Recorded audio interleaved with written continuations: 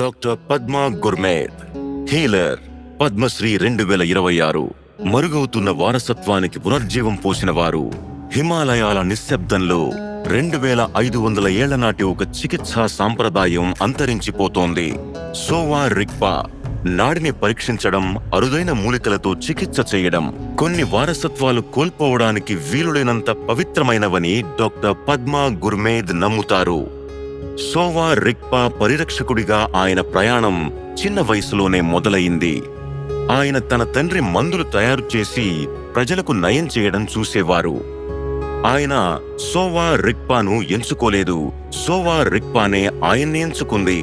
మొదట్లో అతనికి వైద్య విధానాన్ని నేర్చుకోవడం ఇష్టం లేదు, కానీ ఆయన తండ్రి అతన్ని ఒప్పించారు. డాక్టర్ గుర్మేద్ ఈ వైద్య విధానాన్ని పునరుద్ధరించడానికి తన జీవితాన్ని అంకితం చేశారు. ఆయన సోవా రిగ్పాపై ఎన్నో పుస్తకాలు కూడా రాశారు. కానీ సాంప్రదాయాన్ని పరిరక్షించడం అంత సులభం కాదు.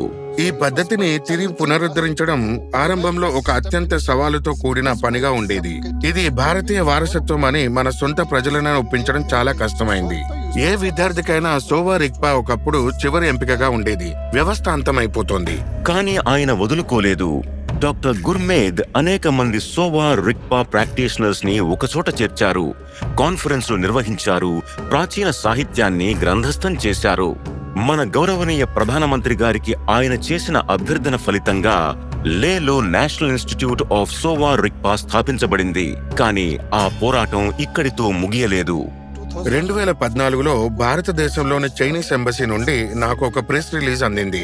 దానిలో చైనా దీనిని యునెస్కోలో టిబెటన్ వైద్యం పేరుతో తమ అమూర్త సాంస్కృతిక వారసత్వంగా పేర్కొంటుందని ప్రస్తావించారు.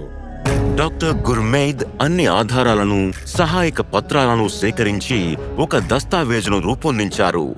ఈ సుదీర్ఘ ప్రయాణంలో డాక్టర్ గుర్మేద్ కు ఎంతో మంది మద్దతిచ్చారు. నా కుటుంబం ఎంతో త్యాగం చేసింది. దాదాపు 25 ఏళ్లుగా నేను సెలవు తీసుకోలేదు. మా నాన్నగారు ఆరోగ్యంగా ఉన్నప్పుడు వైద్య బుద్ధుడు నీతోనే ఉన్నాడు, ఒక గొప్ప కార్యాన్ని చేపడితే ఏదో రోజు తప్పక విజయం సాధిస్తావు అనేవారు. ఒక కొత్త తరం ప్రాచీన జ్ఞానం వైపు మళ్లుతోంది.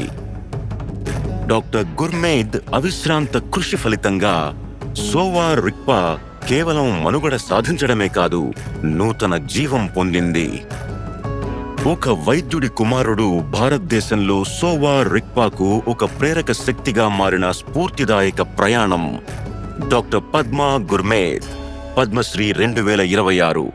శతకోటి వందనాలు.